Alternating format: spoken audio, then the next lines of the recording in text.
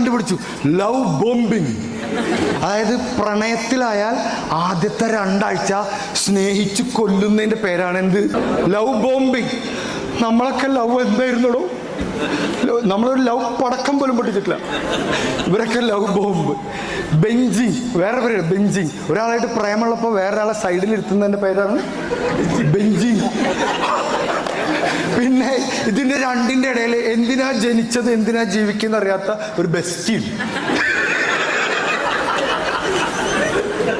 അവൻ എന്നെ അറിയില്ല, ഞാൻ ആരാ ചേട്ടാ എന്ന്. ഒരു പാരന്റ് എൻ്റെ അടുത്ത് ഒന്ന് ചോദിക്കുക, സാർ എന്താണ് ഈ DIR?